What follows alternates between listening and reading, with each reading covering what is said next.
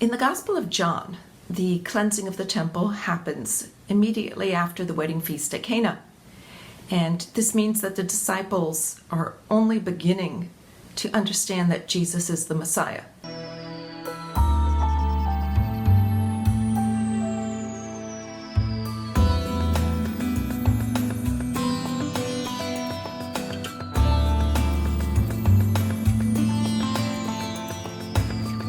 We went with the rabbi, and as usual found the place full of people selling oxen, sheep, and doves, as well as the money changers at their tables. The rabbi took exception.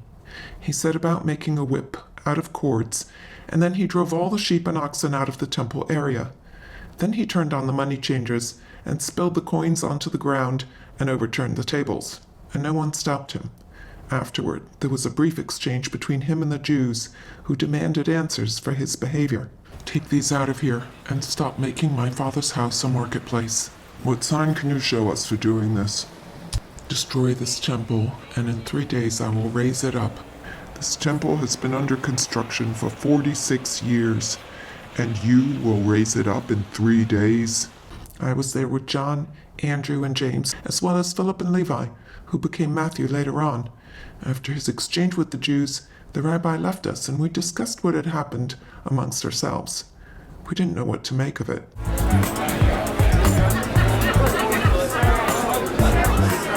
That was quite some show.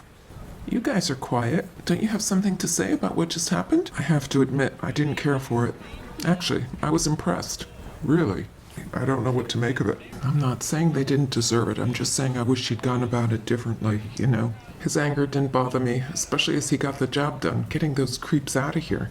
It was definitely a different side to him than we saw at Cana. He's got a wild temper. I thought he handled it well. It was perfectly measured. Didn't you see how calm he was when he was making the whip? That's right, and then he used just enough force to clear them out. They've been cheating us for years with those hollowed-out weights. In my books, that makes this a good day. But how effective are displays of anger? I bet they'll be back tomorrow. Yeah, but they won't ever be quite so comfortable again, knowing that the rabbi could come back at any time. Hey, how long have you guys been following the rabbi? He came up to me outside and brought me in with him. That's the first time I saw him. We're not following him, we've just been hanging out with him. And you?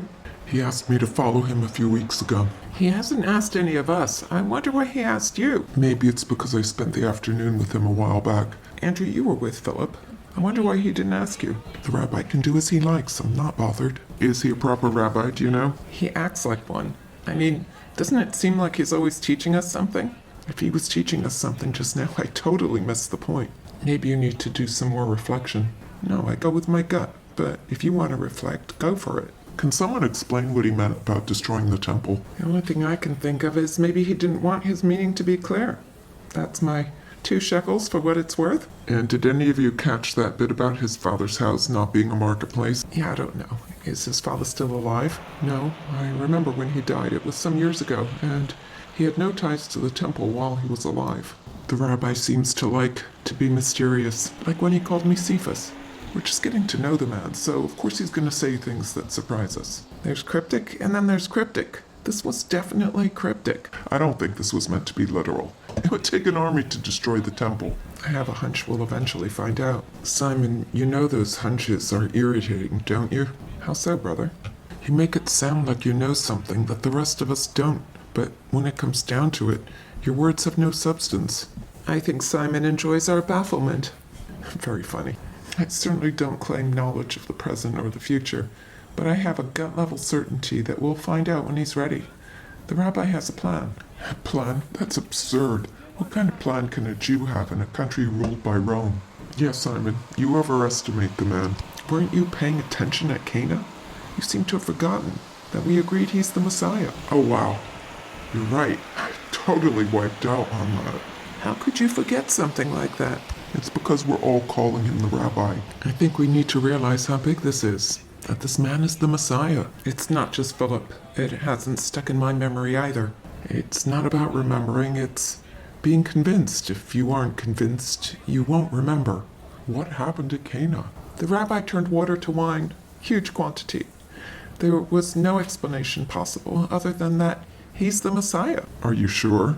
It all ties together. I mean, that's an extreme conclusion, We've been waiting hundreds of years for the Messiah, and you guys decided it was the Messiah at a wedding?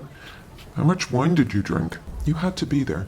Guys, I need answers. The destruction of the temple will be a tragedy for all Israel.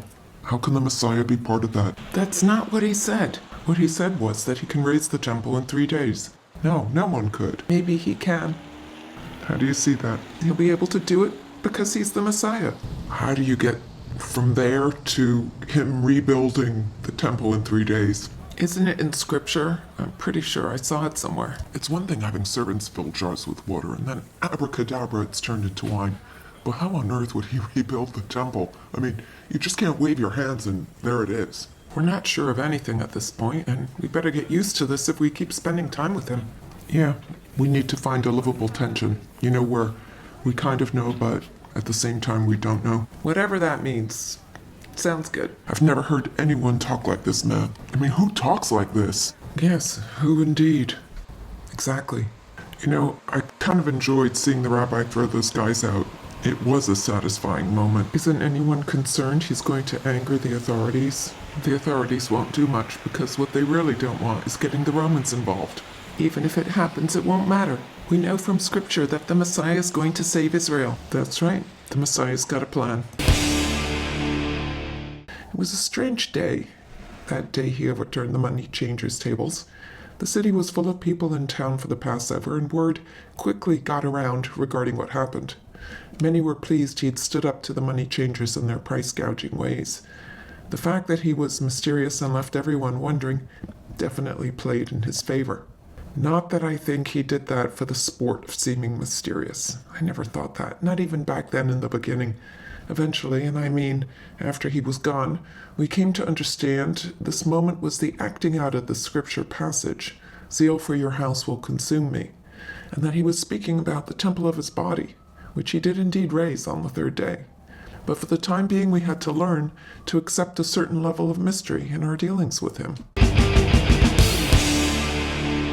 In these early days, when the disciples are getting to know Jesus, it seems like he's showing them various aspects of his personality so that when he does ask them to follow him, they'll have some foundation of knowledge with which to make their decision.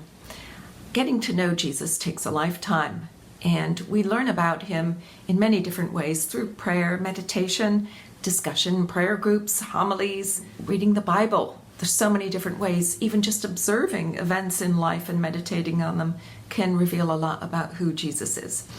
And along the way, we're going to fall in love with many different aspects of him, and we're also going to be challenged. And the cleansing of the temple is certainly a challenging event.